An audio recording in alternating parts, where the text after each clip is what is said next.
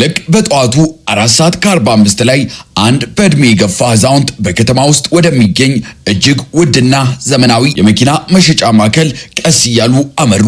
ቀላል ነጭ ሸሚዝና የደበዘዘ ቦርሳ ያንጠለጠሉ አሮጌ ካኪ ሱሪ ለብሰዋል። በፊታቸው ላይ ግን ልዩ የሆነ ውስጣዊ ሰላም ይነበብ ነበር። በመሸጫው ክፍሉ የብርጭቆ ግድግዳዎች በስተጀርባ አዳዲስና የሚያብረቀርቁ መኪናዎች ይታያሉ። BMW፣ ፕሬሽ፣ መርቸዲስ እያንዳንዳቸው በ100,000 የሚቆጠሩ ዶላር የዋጋ ስያሜ የተለጠፈባቸው ነበሩ። አዛውንቱ እግራቸውን ወደ ውስጥ እንዳስገቡ አንድ የደህንነት ጥበቃ ወዲያውኑ መንገዳቸውን ዘጋ። ሃይ አባቴ እንዴት እዚህ ውስጥ ገቡ? ይልቅ ሄዶ የመኪና መቆሚያ ጋር ይቀመጡ። እዚህ መግባት የሚፈቀደው ለደንበኞች ብቻ ነው። አዛውንቱ በቀስታ ፈገግ ብለው ልጄ እኔ እኮ ደንበኛ ነኝ። እዚህ ውስጥ ያለውን ስራ አስኪያጅ ለአፍታ ማየት ፈልጌ ነበር። መኪናውን መግዛት እፈልጋለሁ አሉት። ጥበቃው ሳቀና አቅራቢያው ወደ ነበረ ሌላ የደህንነት ጥበቃ ዞረ። ሰማኸው? መኪና ለመግዛት የመጣው ደንበኛ ነኝ ይላል። ለመሆኑ ምን አይነት መኪና? ብስክሌት ነው አለው። ሁለቱም በሳቅ ፈነዱ።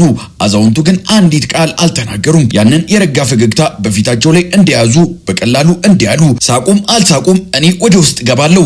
በዚያ ቅጽበት ከውስጥ አንድ ስለታም ድምፅ አስተጋባ። ምንድነው እዛ ውጪ የሚደረገው ውካታ? እቺ ሴት ክሌ አድማስ ትባላለች። ባለ ከፍተኛ ተረከዝ ጫማና ጥሩ ጥቁር ልብስ የለበሰች አይፓድ የያዘች የማሳያ ክፍል ከፍተኛ የሽያጭ ባለሙያ ነበረች። ወደ ውጪ ወጣች። አዛውንቱን ከእግር እስከ ራሳቸው በትዝብት ተመልክታ በንቀት ስሜት እንዲያለችው ስማ አባቴ፣ ይህ ማሳያ ማዕከል የቅንጦት መኪናዎች ነው የሚሸጠው፣ የበጎ አድራጎት ድርጅት አይደለም። ምናልባት ቦታ ተሳስተው ይሆናል። አዛውንቱ በትህትና መለሱላት። አይደለም ወጣት ሴት፣ በትክክለኛ ቦታ ላይ ነው ያለሁት። እዚህ ያለውን እጅግ በጣም ውድ መኪና እንድታሳይ እፈልጋለሁ። ክሊን ሳቋን መቆጣጠር አልቻለችም። ኦ በእውነት የኛ በጣም ውድ መኪና ኦርሊን Z9 ይባላል። ዋጋው $400,000 ነው። ለመሆኑ በጥሬ ገንዘብ ነው የሚከፍሉት ወይስ በቼክ?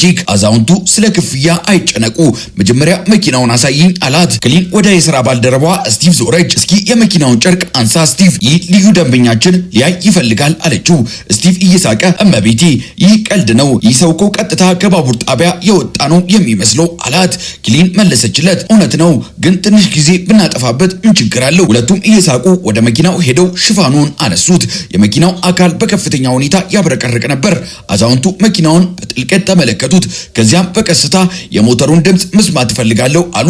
ስቲቭ ተበሳጭቶ ይህ እኮ ያገለገለ መኪና አይደለም አባቴ፣ እዚህ ውስጥ መቀመጥ እንኳን አይችሉም። ይህ ለእይታ ብቻ የተቀመጠ ልዩ መኪና ነው አሏቸው። አዛውንቱ ወደ ዋና ስራ አስኪያጁ ውሰዱኝ፣ እርሱ ይረዳኛል አሉ።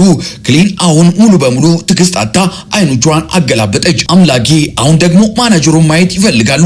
ወደ መቀበያ ጠረጴዛ ሄዳ ስልኳን አነሳች። አቶ ስተርሊንግ፣ እዚህ አንድ አዛውንት መጥቷል። ኤርሌን Z9 መኪናውን መግዛት እፈልጋለሁ ይላል። ስም ብሎ ሊያሾፍብን የመጡ ይመስለኛል፣ ያፌሱብናል። ከስልኩ ማዶ አንድ ድምፅ መጣ። ይጫወቱበት፣ ተውት፣ ትንሽ ቆይቶ በራሱ ጊዜ ይወጣል። ይህ ድምፅ የመሸጫ ክፍሉ ዋና ስራ አስኪያጅ ቪክቶር ስተርሊንግ ነበር። ሰዎችን በባንክ አካውንታቸውና በለበሱት ልብስ ብቻ የሚመዝን እጅግ ትዕቢተኛና በድርጅቱ ስልጣን ያበደ ሰው ነበር። ክሊን ስልኩን ዘጋችና ለአዛውንቱ ነገረችው። ማናጀሩ በስብሰባ ተጠምዷል፣ ሌላ ቀን ይመለሱ። አዛውንቱ ግን ዛሬውኑ ማየት አለብኝ፣ በጣም አስፈላጊ ጉዳይ ነው አሉ። ስቲቭ በንቀት ሳቀ። አስፈላጊው ነገር እርሶ አሁን መንገዶን ቢቀጥሉ ነው። እዛ ውጪ የውሃ ማቀዝቀዣ አለ፣ ውሃ ጠጥተው ጉዞውን ይቀጥሉ። ይህንን ብለው ሁለቱም ወደ ውስጥ ተመለሱ። አዛውንቱ ለአፍታ እዚያው ቆመ። ከዚያም አቅራቢያ ወደ ነበረ አንድ ወንበር ሄዶ ተቀመጠ። ከጥቂት ጊዜ በኋላ የ25 ዓመት ወጣት ወደ እሳቸው ቀረበ። ስሙ ራያን ፕሪከር ይባላል። አዲስ የተቀጠረ ጀማሪ የሽያጭ ባለሙያ ነበር። ራያን ጠየቃቸው። አባቴ ለምንድነው ሁሉም ሰው እርሶን እንዲህ የሚያስተናግዶት? የሚፈልጉት እርዳታ አለ? አዛውንቱ ፈገግ አለ። ልጄ እኔ ማኔጀራችሁን አፍታ ብቻ ማየት ፈልጌ ነው። ራያ እሺ አባቴ የምችለውን ሁሉ አድርጋለሁ አላቸው። ወደ ማናጀሩ ቢሮ እየሮጠ ሄደ። አቶ ስተርሊንግ እዛ ውጪ አንድ በእድሜ የገፋ አዛውንት አሉ። መኪና መግዛት እንደሚፈልጉ ይናገራሉ። መልካቸው ተራ ሊመስል ይችላል፣ ነገር ግን በአነጋገራቸው ውስጥ ትልቅ ቅንነት አለ። ቪክቶሪያ ቀና ብሎ ተመለከተው። ራያ አንተ እዚህ አዲስ ነህ። እንደዚህ ያሉ ከከተማ መሃል የሚመጡ በርካታ ሰዎችን በየወሩ እናያለን። ያንተ ስራ እውነተኛ ደንበኞችን መለየት ነው። አሁን ሂድና በሩን አሳየው፣ አስወጣው። ራያ አመነታ። ነገር ግን ጌታዬ፣ እሱ በእርግጥ ቪክቶሪያ የራያን ንግግር መሃል ላይ አቋረጠው። በቃ ይበቃል፣ ከኔ ጋር አትከራከር፣ ስራህን ስራ። ራያ ወደ ውጭ ተመለሰ። አዛውንቱ አሁንም በዝምታ እዚያው ተቀምጦ ነበር። ራያ በቀስታ አባቴ አሁን በጣም ስራ ስለበዛባቸው በኋላ እንዲመጡ ነው ያሉት አላቸው። አዛውንቱ ራሳቸውን ነቀነቁ። ችግር የለውም ጊዜው ሲደርስ እንገናኛለን።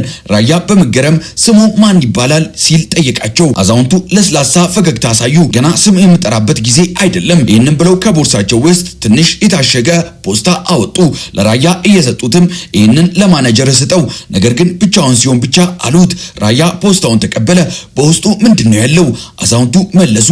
መልሱን በውስጡ ታገኘዋለህ፣ ዝም ብለህ አስረክበው። ራያ ነገሩ ሙሉ በሙሉ ባይገባውም ወደ አዛውንቱ አይኖች ሲመለከት ግን አንድ የተለየ ጥልቀት ተሰማው። ልክ እንደ ተራ ሰው ሳይሆን ፍጹም የተለየ ሰው እንደሆነ አይነት። ፖስታው በእጁ ላይ በሚያስደንቅ ሁኔታ ክብደት ነበረው። ራያ በጥንቃቄ ወደ ኮቱ ኪስ ከተተው። የመኪና ማሳያ ክፍሉ አሁንም በሰዎች ተጨናንቋል። አዳዲስ ደንበኞች፣ የቡና ትሪዎች፣ የሚያብረቀርቁ ጎማዎችና የሽያጭ ማባበያ ንግግሮች። ነገር ግን የራያ አእምሮ ሌላ ቦታ ነበር። ጣቶቹ ፖስታውን በነካ ቁጥር በትልቅ ሚስጥር የተሞላ ነገር በውስጡ እንዳለ ይሰማው ነበር። ከግማሽ ሰዓት በኋላ ክፍሉ በጥቂት ጸጥ አለ። ቪክቶሪያ ስተርሊንግ በቢሮ ውስጥ ብቻውን ነበር። ራያ ድፍረቱን አሰባስቦ ወደ ውስጥ ገባ።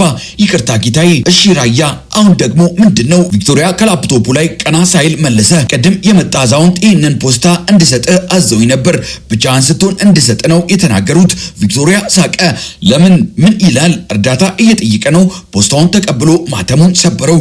በውስጡ አንድ ነጠላ ነጭ ወረቀት ብቻ ነበር። በሰማያዊ ቀለም ጥቂት መስመሮች ተጽፎበታል።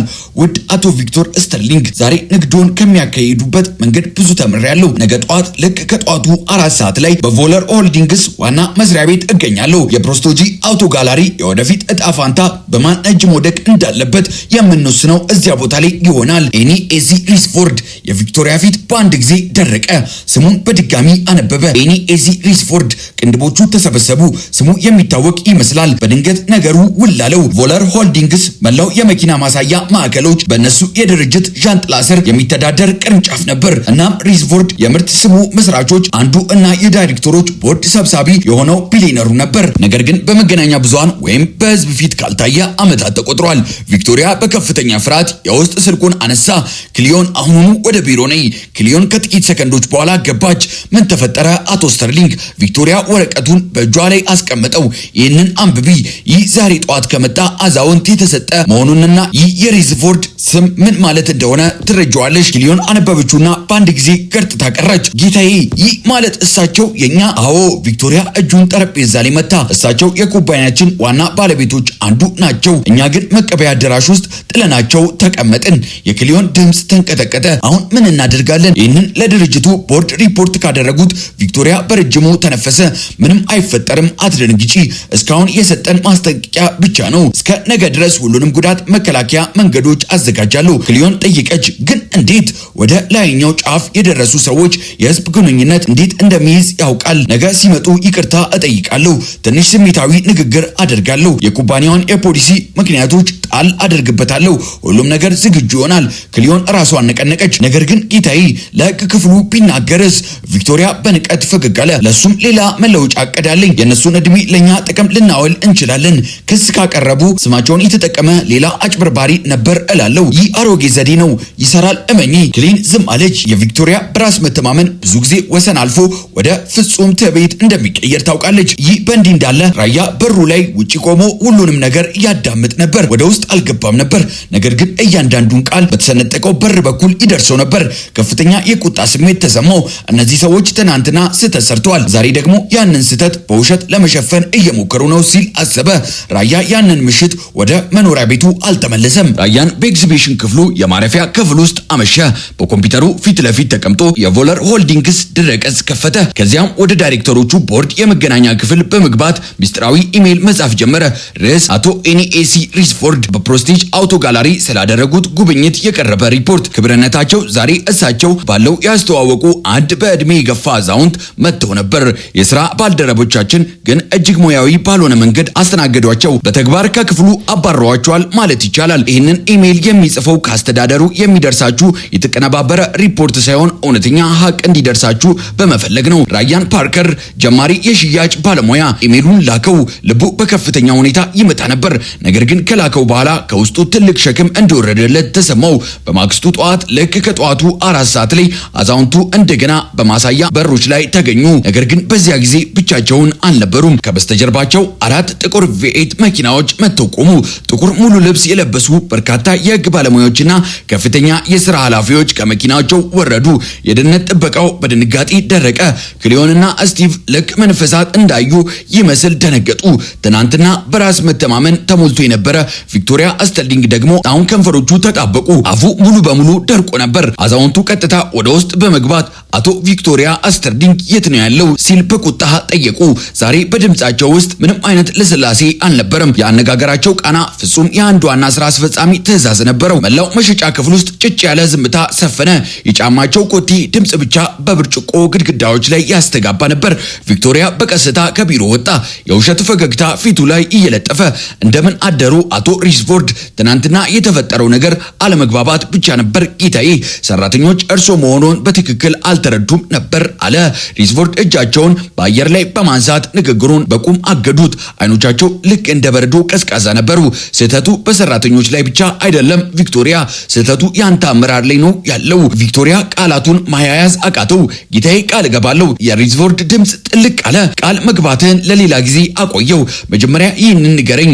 አንድ ሰው የባለ ሀብት ልብስ ሳይለብስ ሲመጣ ደንበኛ አይደለም ብለህ ትፈርጃለህ? ክሊዮንና ስቲቭ በአንድ ማዕዘን ቆመው ሁሉንም ነገር ያዳምጡ ነበር።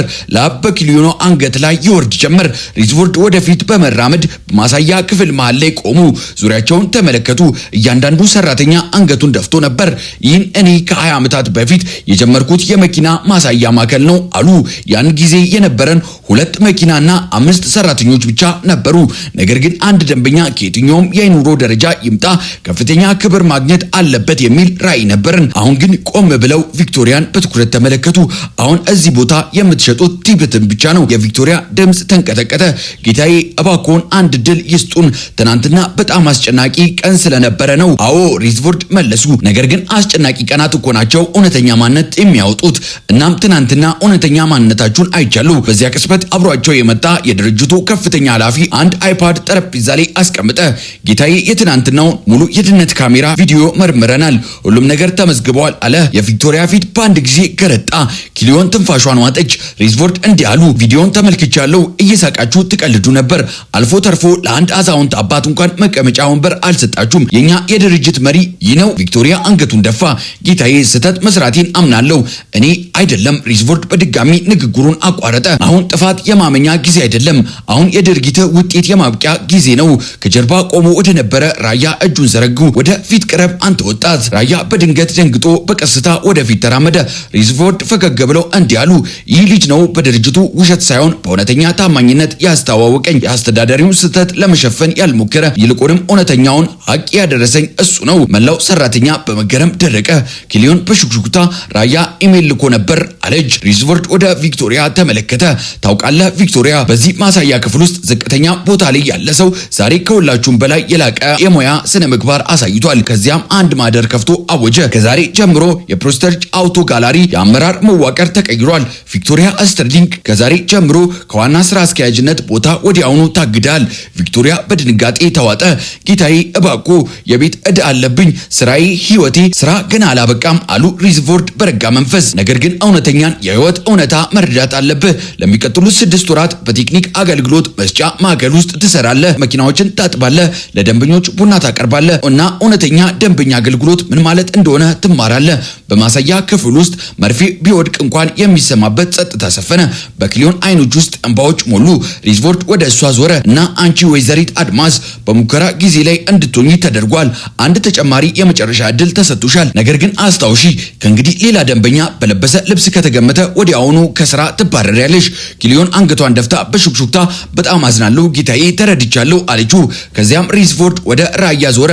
ራያ፣ አንተ ለእውነቱ ዋጋ አላወጣህም፣ እውነትን አልሸጥክም። ስለዚህ ይገባሃል። ከዛሬ ጀምሮ የዚህ ማሳያ ማዕከል ረዳት ዋና ስራ አስኪያጅ ሆነሃል። ራያ አይኖቹ በድንጋጤ ተለቁ።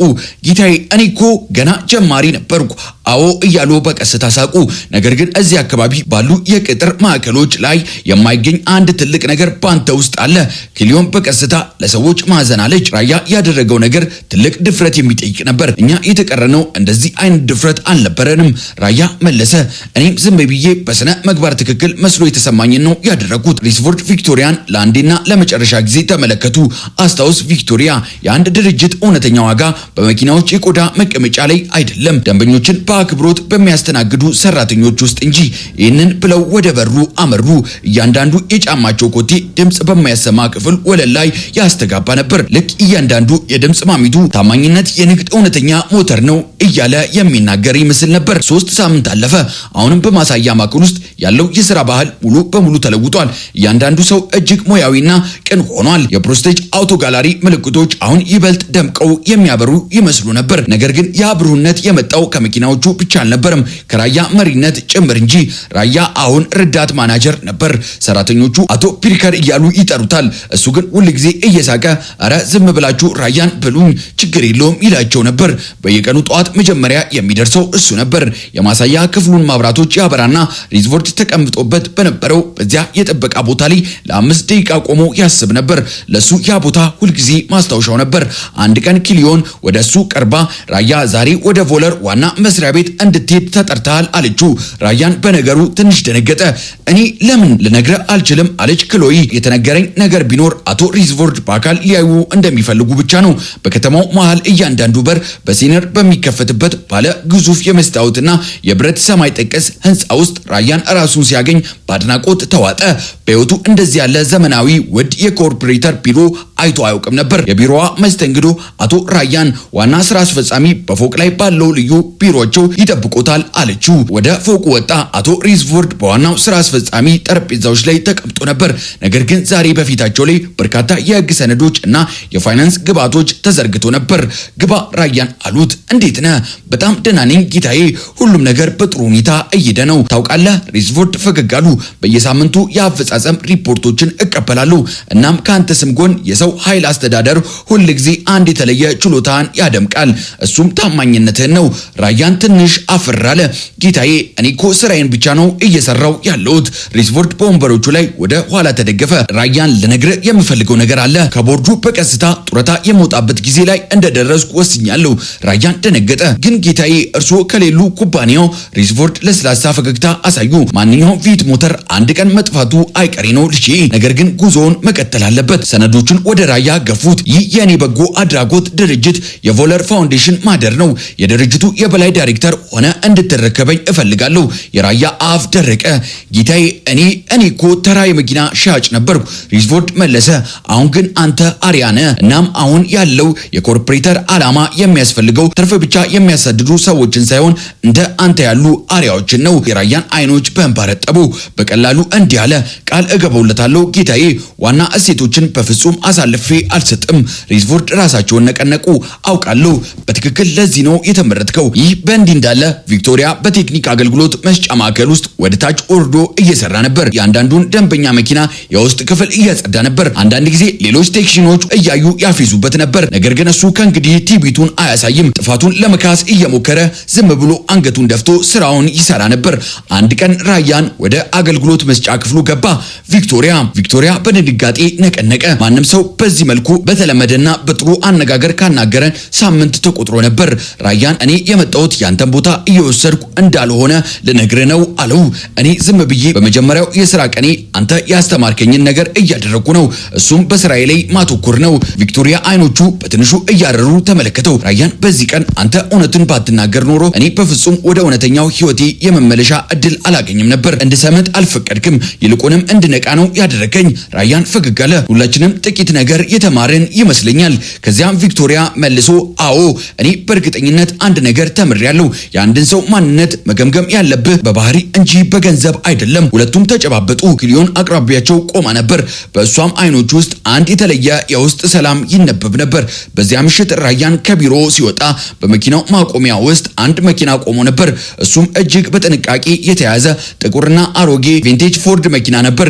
ይህ መኪና በትክክል አቶ ሪዝቮርድ በመጀመሪያው ቀን መጥቶበት የነበረው ያው መኪና ነበር። በመኪናው ፊት ለፊት ላይ አንድ ትንሽ ፖስታ ተቀምጦ ነበር። ራያን አነሳው። በውስጡ አንድ መስመር ብቻ ተጽፎ ነበር። የኮርፖሬተር ዓላማ አንተን ማወቅና እውቅና መስጠት ሲጀምር ይህ ዓለም ጨርሶ ከምታውቅ በፊት የነበርክበት ያው ትክክለኛ ማንነት ላይ እንዳለ ጸንተ ቆይ። ኤኒ ኤዚ ሪስፎርድ ራያን ፈገግ አለ። ፖስታውን ወደ ኮቱ ኪስ ውስጥ ከተተውና ወደ ከተማው ሰማይ ጫፍ ተመለከተ። የከተማው የዩኒ መብራቶች እንኳን በሹክሹክታ እንዲህ የሚሉ ይመስሉ ነበር። የታማኝነት ጉዞ በፍጹም አይቆምም። ወደ ተመልካቾቻችን ለዛሬ የያዝነው ታሪክ ይህንን ይመስል ነበር። ከዚህ ታሪክ እርሶ ምን ተረዱ? በኮሜንት መስጫው ላይ ያስቀምጡልን። በቀጣይ በአዲስ ታሪክ እስክንገናኝ ቸር ቆዩልን።